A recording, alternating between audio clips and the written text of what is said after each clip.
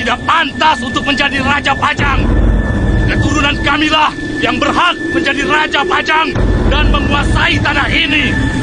Ini tanah kami, bukan tanah orang-orang kalian. Tanah ini sudah bagian milik kami. Kami akan mempertahankannya sampai titik darah penghabisan. Lebih baik mati berputih tulang daripada mati berputih mata.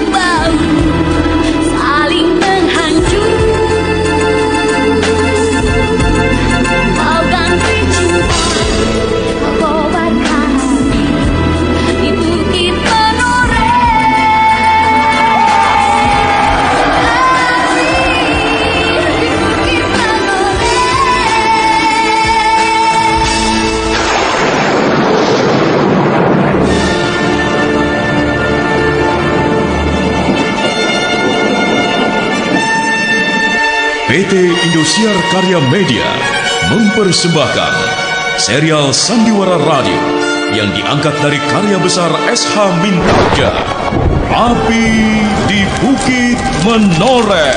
Api di Bukit Menoreh.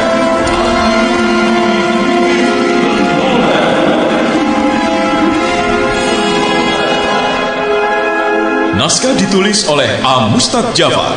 Teknik dan montase Tri Hastomo dan Ending Cikeas. Pengarah suara Indra Mahendra. Sutradara Bahar Mari.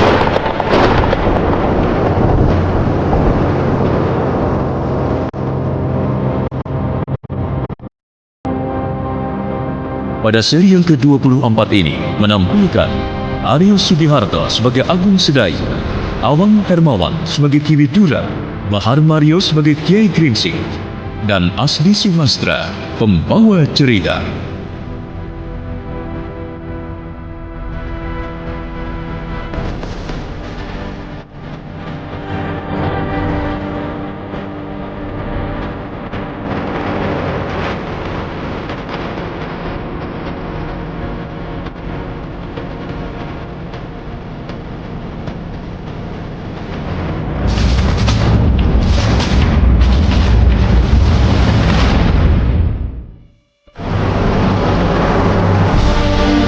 Pada kisah yang lalu telah diceritakan, kepala kampung beserta kawan-kawan pendekar lainnya tak percaya kalau para prajurit yang telah berbuat tidak senonoh itu adalah prajurit Pajang. Akibatnya, pertarungan pun tak bisa terelakkan lagi. Di lain pihak, Sidanti dibakar rasa cemburu melihat Sekar Mirah berjalan bersama Agung Sedayu.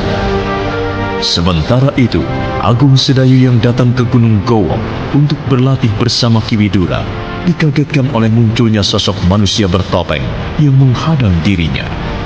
Nah, siapakah sosok bertopeng itu? Silakan mengikuti kisahnya dalam seri yang ke-24 ini.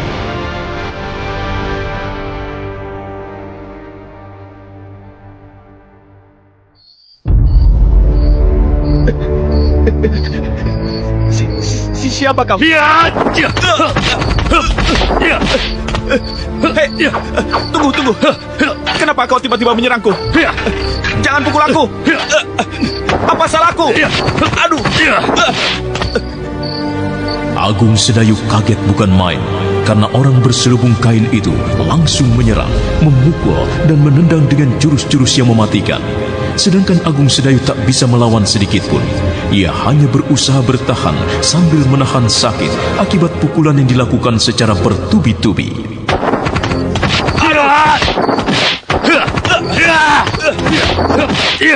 Hei, tunggu. Apa maumu? Hah? Hei, jangan diam saja. Ayo lawan aku.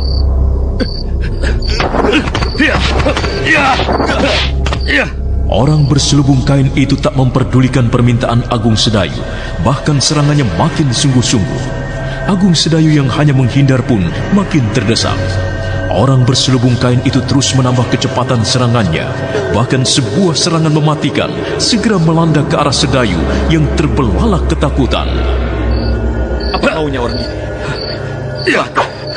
Dia semakin mempercepat serangan. Aku tidak mau mati konyol. Aku harus lawan sebisaku.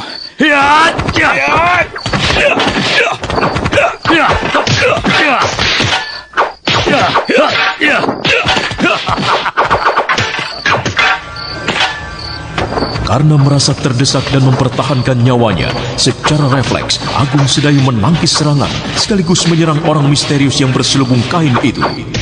Melihat Agung Sedayu memberikan perlawanan, orang misterius itu meningkatkan serangannya.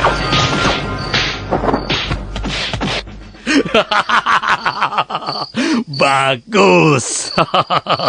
Begitulah seharusnya. Biar aku tidak sungkan-sungkan lagi menghajarmu. Ya, terima pukulanku.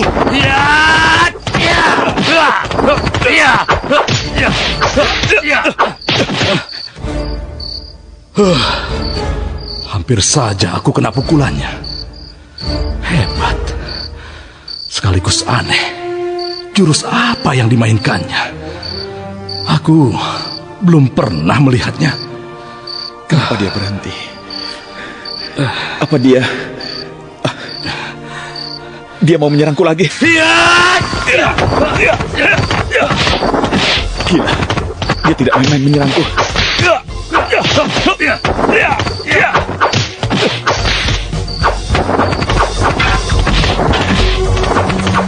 Agung Sedayu kembali melawan sebisanya.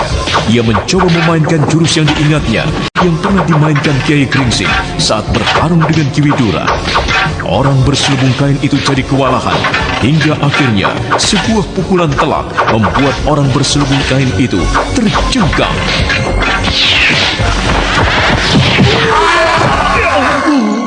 Tahan! Cukup Sedayu! Agung Sedayu sendiri terperangah melihat hasil pukulannya yang di luar dugaan itu. Ia pun menghentikan serangannya. Dan alangkah kagetnya Agung Sedayu ketika orang misterius itu membuka kain penutup wajahnya. Ternyata orang itu adalah... Paman Widura! Kau hebat, Sedayu. Sedayu, dari mana kau mendapatkan ilmu ini? Rasanya aku belum pernah mengajarkanmu jurus-jurus itu. Aku mendapatkan ilmu ini dari Kakang Untara. Kau pernah belajar dengan kakakmu? Tidak, Paman. Aku hanya sering melihat Kakang Untara berlatih. Hebat. Dengan melihat saja kau sudah bisa menerapkan jurus-jurus itu. Dengan kemampuan seperti ini, seorang diri pun kau pasti mampu menghadapi lawan. Setidak-tidaknya, kalau cuma untuk membela dirimu, Untara tidak akan sampai terluka seperti itu. Paman Widura benar. Kalau saja pada waktu itu aku berani membantu Kakang Untara, mungkin dia tidak akan mengalami luka parah. Kakang Untara telah menjadi korban kepengcutanku selama ini. Tapi... Sudahlah. Aku bukan menyalahkanmu. Sedayu, besok bawalah senjata panjang seperti pedangku ini. Apa kau pernah latihan pedang, Sedayu? Belajar secara langsung tidak pernah, Paman. Oh. Tapi ayah pernah. Dia memberiku beberapa petunjuk. Kakang Untara juga pernah melatihku dengan pedang, perisai, dan tombak. Iya. Tapi waktu itu, aku tidak begitu tertarik untuk belajar ilmu kanuragan, Paman. Iya. Walaupun aku masih mengingat yang diajarkan ayah dan Kakang Untara. Aneh. Aneh apanya, Paman? Iya, kau yang aneh. Terus terang, Sedayu. Selama ini kehadiranmu terasa membebani aku. Tapi Sekarang aku tahu. Ternyata kemampuanmu tidak kecil. Sayang, kemampuan itu tersimpan dalam kekerdilan jiwamu. Cobalah pecahkan dinding yang membatasimu itu. Kalau sekali saja kau berani mendobrak ketakutan dan bertindak lebih bebas dengan penuh keberanian, percayalah, kau akan menjadi anak muda yang mengagumkan. Kakang Untara juga sering mengatakan hal ini. Hei, jangan bengong saja. Terima seranganku. Awas!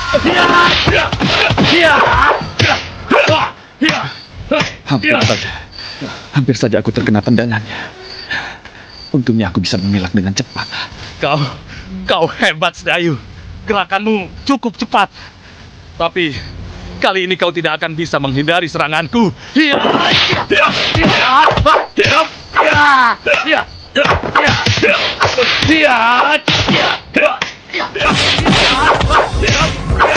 Widura kembali menyerang Sedayu.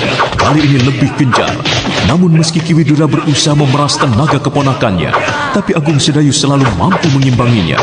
Bahkan gerakan Agung Sedayu yang begitu lincah dan tangkas kadang membingungkan Ki Widura.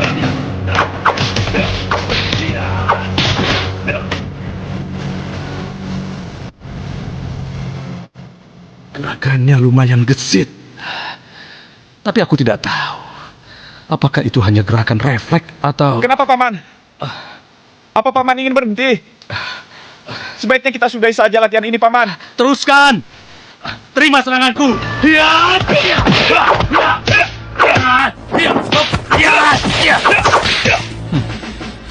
Dia masih bisa menghindari seranganku. Akan aku coba meningkatkan seranganku dengan lebih cepat lagi. Sedayu! Awas! Jangan lengah!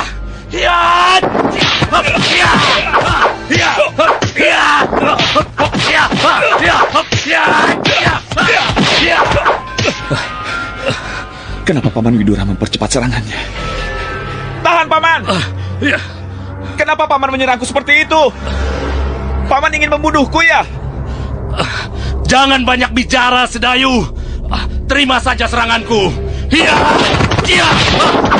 Awas kepala! Ini punggungmu!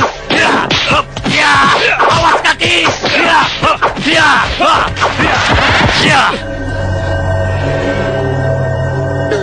Ki Widura semakin penasaran karena Agung Sedayu masih sanggup bertahan. Ki Widura pun semakin mempercepat serangannya, menyerang bertubi-tubi dari segala sudut. Hebat. Dia benar-benar hebat. Tapi itu belum cukup meyakinkanku. Aku ingin tahu seberapa besar tenaganya. Sekarang aku coba menyerangnya dengan kekuatan tenaga dalamku. Sedayu! Sekarang tahan pukulanku.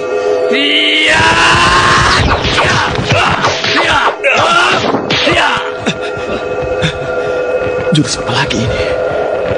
Paman mencelat cepat dengan kedua tangan dijulurkan ke depan. Apa yang harus aku lakukan sekarang? Sedayu! Jangan diam saja. Gerakan tanganmu. Tahan pukulanku.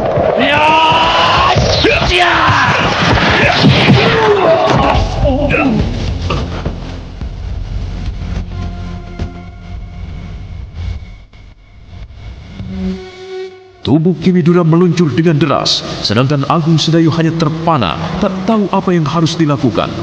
Dan ketika Ki Widura sudah semakin dekat, Agung Sedayu semakin panik. Dengan refleks, segera digerakkan kedua tangannya ke depan, menerima hantaman Ki Widura. Beradunya dua tenaga menimbulkan suara yang sangat dahsyat.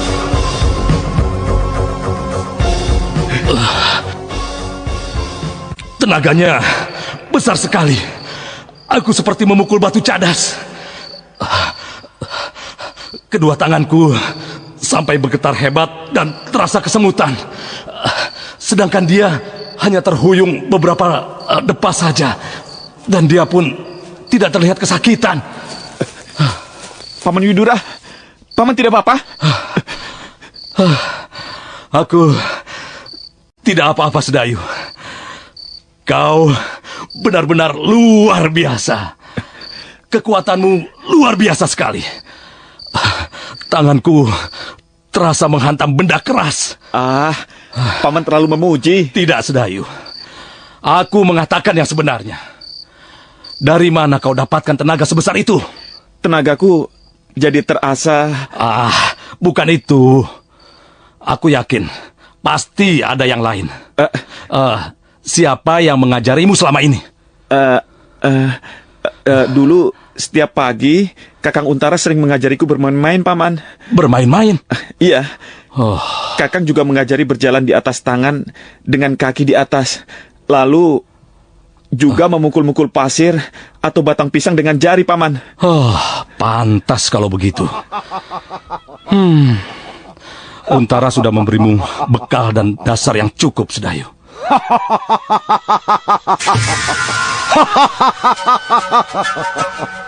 Siapa itu? Suaranya keras sekali. Tapi orangnya tidak kelihatan. Pasti suara itu dikerahkan dengan tenaga dalam yang luar biasa. Tenaga dalamnya luar biasa. Aku tahu siapa pemilik suara ini. Tidak salah lagi. Selamat malam, Kiai! Kiai? Siapa yang Paman maksud? Selamat malam, Sedayu.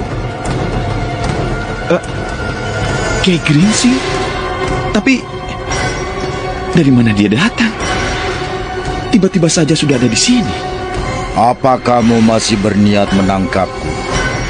Tidak, Kiai. Meskipun sebenarnya aku belum melepaskan niatku itu. Tapi aku sadar, belum bisa mengalahkan Kiai. Makanya aku berlatih terus guruku. Agung Sedayu telah mencoba mempercepat latihan-latihanku. Bagus kalau begitu. Nah, sekarang coba tangkap aku. Wah, sabar dulu Widura. Jangan buru-buru mencabut pedangmu. Aku kan belum melakukan persiapan.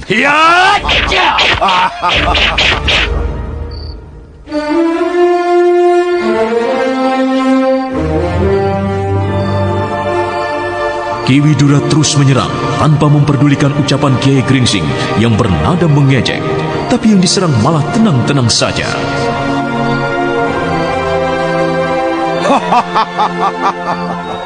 Rupanya kau benar-benar ingin menunjukkan hasil didikan yang diperoleh dari gurumu Agung Sedayu. Paman Widura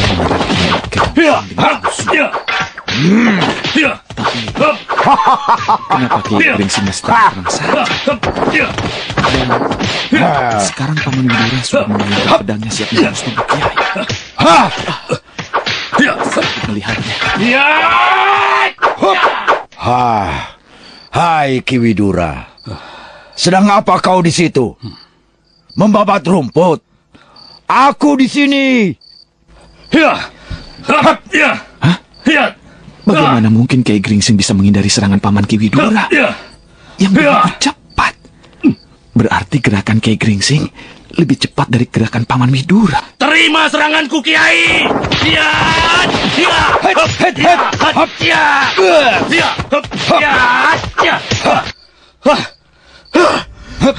Kiai, kalau Kiai mau bertarung, ayo bertarung dengan sungguh-sungguh.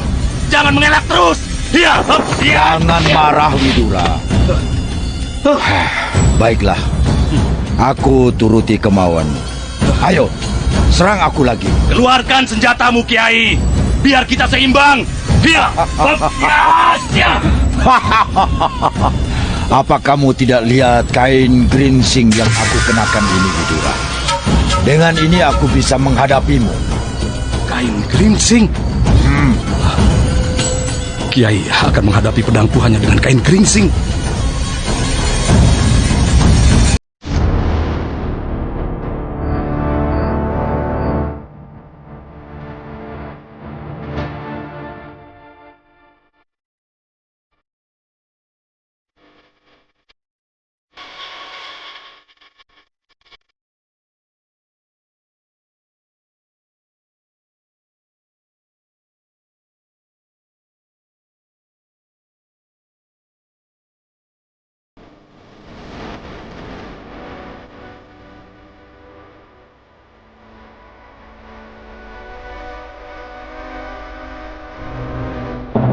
Ki Widura benar-benar kaget dan tak percaya melihat Kiai Gringsing hanya mengeluarkan kain geringsing untuk menghadapi pedangnya.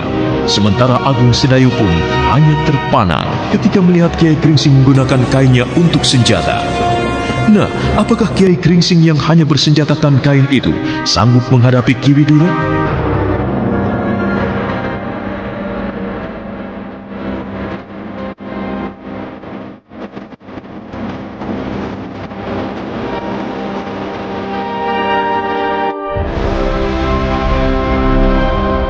Saudara pendengar, ikuti kelanjutan serial Sandiwara Radio Api di Bukit Menoreh esok hari pada waktu yang sama. Dan nantikan tayangan sinetronnya segera di layar kaca Indosiar. Sampai jumpa.